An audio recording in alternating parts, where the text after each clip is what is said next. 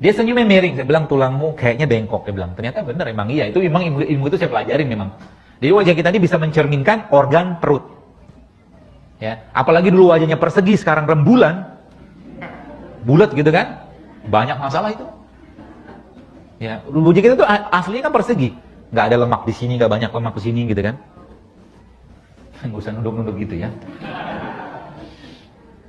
Iya, karena memang perut kita cerminannya akan tampak di wajah. Saya bilang, ginjalmu masalah, saya bilang.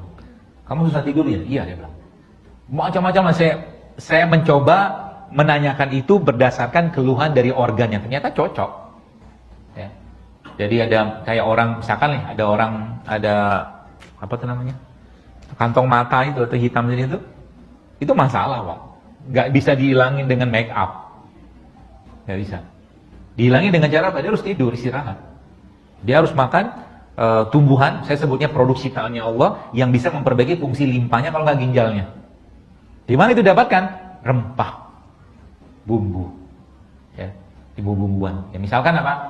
Ya, ketumbar, lada, gitulah, atau serai, ya, gitu. Jadi kelihatan.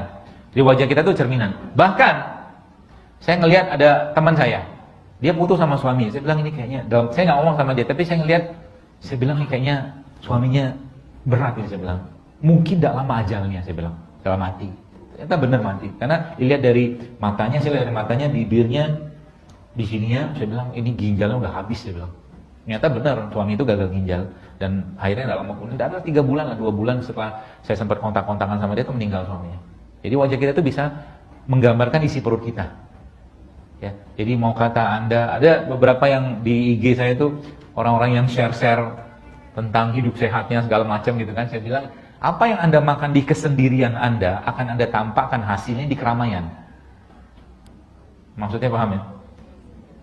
Jadi mau kata nyuri-nyuri makan gorengan, nasi goreng, misalkan gitu kan, di kesendirian kita akan tampak dari mana? Dari badan kita nanti di keramaian. Maksudnya akan dia, tubuh kita itu tidak akan bisa dibohongin gitu aja, tenang aja lah. Gak bisa. Ya, makanya Ramadan harusnya menjadi bulan bersih-bersih. Kalau bersih-bersih kolbu saya kan udah paham semua lah. Ya. Yang jadi masalah bagaimana caranya kita membersihkan badan kita selama Ramadan. Jangan lagi banyak sampah yang masuk. Sebagian sudah saya share di IG sebenarnya. Resep sehat selama 30 hari Ramadan. Ya. Kurang nggak makan memang bulan Ramadan jangan lagi menjadi bulan kita kekenyangan. Bulan Ramadan harusnya menjadi bulan yang kita tidak lagi banyak makan. Lebih banyak melaparkan diri kita. Ya, tapi ada caranya. Caranya gimana? Caranya kalau misalnya kita tentang berbuka nih, kita tentang berbuka, maka berbukanya ikutin berbukanya Nabi. Nabi berbuka pakai apa? Pakai kurma basah atau rutop. Kalau nggak ada kurma basah, Nabi SAW berbuka pakai kurma kering. Kalau nggak ada kurma kering, berbuka pakai apa? Pakai air putih. Itu diikutin dulu. Habis itu apa yang Anda makan?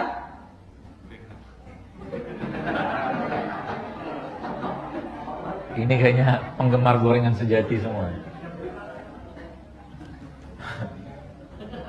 Berat loh gorengan tuh dicerna serius. Saya tanya sedikit. Dulu ya, orang tua kita itu penyakit itu relatif sederhana dan gampang diobatin. Mereka dulu suka menggoreng nggak? Suka, tapi mereka gorengnya dulu pakai minyak kelapa loh. Minyak kelapa itu kategorinya lemak jenuh. Minyak sawit kategorinya lemak trans. Lemak trans itu untuk dicerna badan kita susahnya minta ampun. Apalagi yang sudah menghitam, segala macam itu.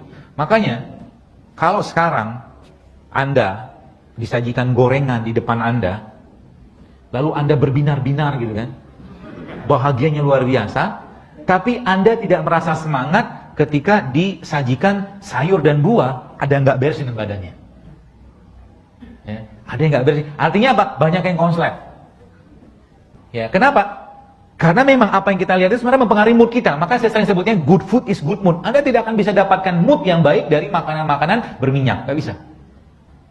Yang sudah tahunya begitu. Makanya ada buah, ada sayur. Di situ ada probiotik, ada prebiotik semua. Ada madu, segala macam. Ada kurma. Kurma itu juga termasuk prebiotik sebenarnya. Ya. Jadi Ramadan nanti, ya, setelah Anda makan tadi apa kurma tadi, yang Anda kerjakan selanjutnya adalah Anda minum air rendeman kurmanya. Ya, tadi saya bawa, cuma sudah habis di kajian di Serpong tadi. Ya, saya ngerendam nanas, saya campur sama kurma, saya campur sama manggis, saya campur sama goji berry. Enak banget. Itu full dengan enzim. Ya. Full dengan apa? Full dengan bahan fermentasi. Dan Nabi udah ajarin, salah satu minuman kesukaan Nabi adalah air rendaman kurma. Ya, sekarang namanya Ibus Water, tapi kalau guru saya seorang profesor dikatakan itu air nano sebenarnya. Air nano itu apa? Air yang sudah berubah molekulnya menjadi kecil. Ada satu proses dalam ilmu fisika atau biologi itu namanya difusi. Difusi itu apa? Difusi itu perpindahan ya suatu bahan dari konsentrasi yang pekat ke konsentrasi yang rendah. Maka ketika Anda nyemplungin buah dalam air, maka konsentrat buah ini akan pindah ke dalam air dengan proses difusi. Jadi kalau saya pernah bilang kan, makan buah yang terbaik apa? Makan buah itu sama bijinya sama kulitnya. Nggak bisa kan? Sehingga nanti kalau Anda mau makan jeruk nipis itu boleh nggak dimakan? Boleh kalau bisa. Tapi kalau kita nggak bisa makan, udah potong aja jeruk nipis, cuci yang bersih, cemplungin semua ke air. Maka seluruh bahan dari bijinya, dari kulitnya, semua akan larut dalam air tadi. Dan itu adalah makanan terbaik untuk usus kita. Ya, usus kita ya teman sekalian, ada 3 bakteri. Ini bahasa sederhananya. Bakteri netral, bakteri baik, sama bakteri jahat. Siapa yang paling pegang peranan? Yang paling pegang peranan adalah bakteri netral. Bakteri netral ini bisa berubah menjadi bakteri baik atau bakteri jahat tergantung apa yang orang itu makan. Artinya apa? Semakin banyak probiotik atau prebiotik yang orang itu makan, maka otomatis semakin banyak bakteri netralnya yang berubah menjadi bakteri baik. Autoimun terjadi gara-gara apa? Gara-gara bakteri netralnya berubah menjadi bakteri jahat. Kawan nggak kenal kawan, lawan nggak kenal lawan. Makanya kalau kita belajar tentang autoimun ya, salah satu yang amat sangat tanda kutip diharamkan di autoimun adalah makan gluten. Gluten itu apa? Produk berbasiskan tepung. Itu di tanda kutip diharamkan banget. Kenapa? Itu bikin chaos banget di usus itu, chaosnya luar biasa. Ya, kacaunya luar biasa di usus itu kalau seseorang itu mengkonsumsi itu. Ya. Dan ingat tubuh kita nih, ya, tidak langsung sakit, tenang aja. Orang-orang yang mengkonsumsi makanan, saya sebutnya makanan kosong, makanan sampah. Seperti itu, dia nggak langsung sakit. Tapi apa yang terjadi? Yang terjadi adalah tubuh langsung ngasih sign. Sign-nya apa? Keluhan. Ya. Keluhan itulah yang menjadi tanda bahwa tubuhnya banyak masalah.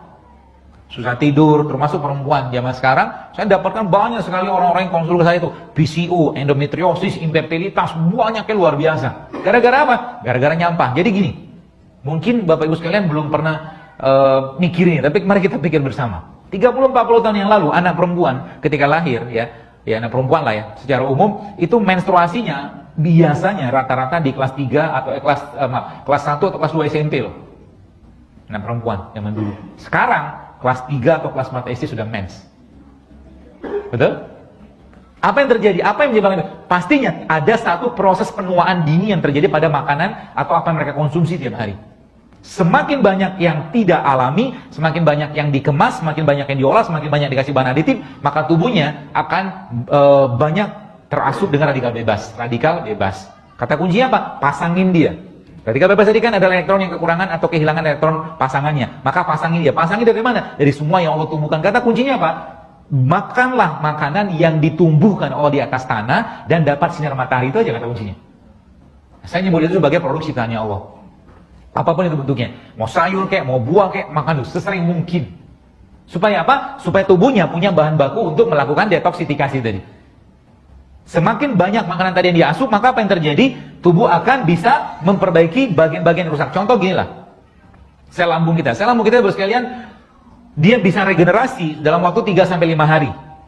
Kalau untuk regenerasi tadi, dia pastinya membutuhkan bahan. Bahan itu dapatkan dari mana? Dari enzim, dari vitamin, dari mineral semua. Sehingga apa? Sehingga ketika dia nanti waktunya mengganti itu dia ambil bahan-bahan tadi yang sudah kita asup dalam badan kita. Tapi kalau nggak ada bahan, maka yang kita makan itu pun akan jadi bahan buat tubuhnya. Contoh ketika orang konsumsi tepung misalkan. Apa yang terjadi? Dia akan ambil bahan tadi. Akhirnya apa? Nggak match. Hormon dalam tubuh kita tuh, saya sudah sebutnya lock and key chain. Jadi dia begini deh. Ini reseptornya, ini bahan bakunya. Reseptor sudah build up, sudah build in. Sudah Allah berikan waktu lahir. Kapan dia? Sejak 8 minggu waktu wanita itu sedang dalam kandungan atau mungkin sedang hamil. Di 8 minggu pertama itu jangan nyampah sama sekali perempuan. Ya.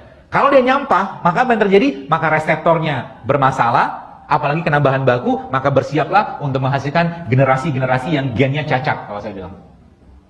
Jadi kalau Anda sekarang belum nikah, dan nyampah, maka Anda sedang mempersiapkan gen yang Kedepannya nanti ketika ketemu sama gen istrinya, gen-gen yang lemah, bahkan gen-gen cacat kalau bahasa saya. Sehingga sekarang saat ini apa yang terjadi? Kita lihat, autis begitu luar biasa meningkat.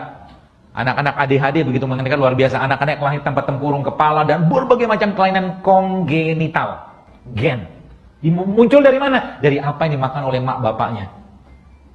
Jadi yang saya sampaikan sebenarnya ini kita membahas tentang satu generasi loh. Ya, suatu generasi ke depan yang mau tidak mau kalau tidak diperbaiki sekarang, maka Indonesia, kalau kita bicara sekarang, Indonesia angka tertinggi penyakit apa? Stroke dan penyakit jantung. Gara-gara apa? Gara-gara ya tadi makanan, ujung-ujung makanan salah satunya. Ya. Jadi kalau kita nggak perbaiki sekalian makan, nanti ujung-ujungnya kita, ya kalau bahasa saya itu, saya pernah share gitu di IG, saya bilang saya nggak mau masa tua saya itu masa sakit-sakitan gitu. Saya nggak mau masa tua saya itu masa yang orang atau keluarga saya itu sibuk ngurusin penyakit saya akibat apa yang saya makan saat ini. Saya mau mati tenang, saya mau matinya nggak ada penyakit. Bisa nggak? Bisa. Meskipun secara takdir, ya semua bisa kena penyakit. Ya, tapi kita bisa menjaganya kan. Kalau kata Umar itu, kita ini hidup berpindah dari satu takdir ke takdir yang lain. Apakah hidup sehat menjamin kita untuk tidak kena penyakit? Tetap pasti akan kena. Ya, tapi kita sudah punya benteng ikhtiarnya kita. Ya, apalagi Allah pasti akan hisab semua. Apa yang kita masuk atau kita berikan dalam tubuh kita ini pasti Allah tanya semua, Pak Bu. Pasti Allah tanya semua. Ya tinggal nanti yang kita masukin itu, ya bahasa saya tadi pertamakah atau mungkin afturkah atau tadi makanan-makanan yang tidak layak masuk sebenarnya. Dan demografi penduduk saat ini, demografi penyakit saat ini di Indonesia itu memang agak-agak unik. Justru malah di kampung-kampung sekarang autoimun itu merajalela luar biasa. Penyakit-penyakit degeneratif itu merajalela luar biasa di kampung-kampung ya. Yang dulu katanya itu penyakit orang perkotaan. Kenapa? Kita lihat aja di kampung-kampung itu orang-orang di kampung biasa makannya apa? Mereka nggak kenal lagi dengan makanan tradisional mereka. Mereka nggak kenal lagi dengan singkong rebus, ubi rebus, nggak kenal lagi dengan pecel segala macam, nggak kenal semua. Ya. Apa yang terjadi berikutnya adalah ya tadi tubuhnya terasup dengan bahan-bahan yang tidak layak masuk. Ya. Jadi bahasa sederhananya apa? Back to real food. Back to real food. Ya makanya nanti Ramadan sekalian, caranya gimana? Caranya Anda mulai stop tuh yang 5 hal tadi. Mulai stop. Kalau mau sehat. Ya. Supaya apa? Supaya tarawihnya nggak ngantuk-ngantukan. Ya. Terus apa lagi selanjutnya? Jadi habis Anda berbuka puasa kan sholat maghrib tuh. Saya kasih tips-tipsnya aja ya. Terus habis itu ngapain? Anda makan buah. Habis sholat maghrib. Ya. Buahnya diapain? Nah, saya kasih tips yang supaya buahnya tuh bisa tertopping dengan banyak mineral. Caranya gimana? Ada potong-potong buah. Ya, potong-potong buah apa aja? Semangka, melon, segala macam gitu kan. Lalu Anda potong-potong blok gitu tuh, lalu Anda taburin madu situ. Kasih sedikit garam. Ya.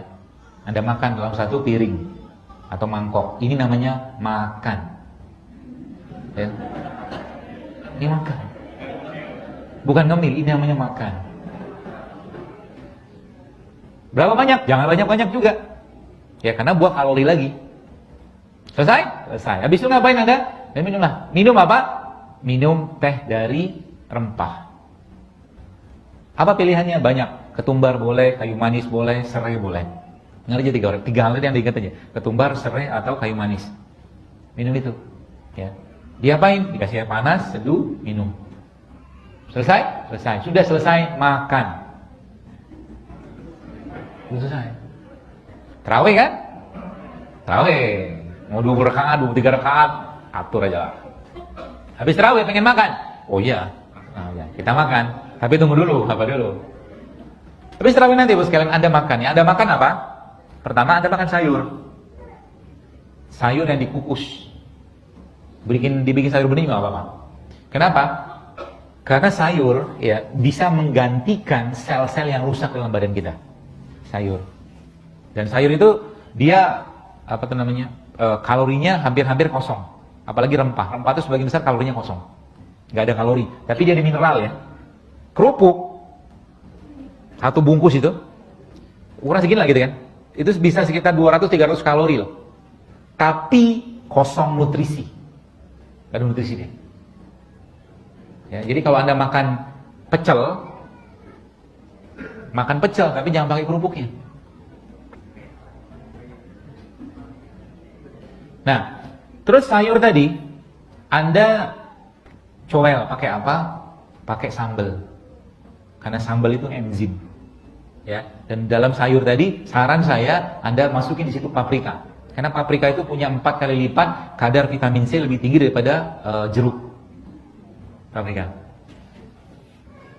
Oke, dicuel kan begitu kan? Habis itu ngapain? Anda makan kacang. Makan kacang. Kacang apa? Saya sarankan beberapa kacang, tapi bukan kacang hijau. Bukan kacang kedelai. Karena kacang hijau sama kacang kedelai, kacang yang cukup tinggi kadar estrogennya. Jadi kalau laki-laki makan itu, maka dia akan berlimpah hormon estrogen. Kalau sering, dia akan jadi laki-laki yang lebay.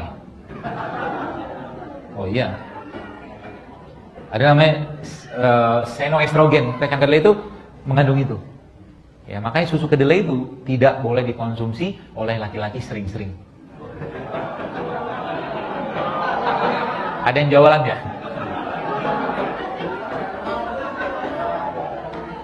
Sekali-sekali boleh, tapi tidak tiap hari dimakan. Sebab apa? Kalau perempuan makan itu, maka perempuan itu akan berlimpah estrogennya. Penyakit ini bukan penyakit, kondisi disebut dengan estrogen dominan. Kalau laki-laki yang makan itu, maka dia akan lack of testosterone. Lack of testosterone meaning lack of leadership. Jadi laki-laki yang gitu.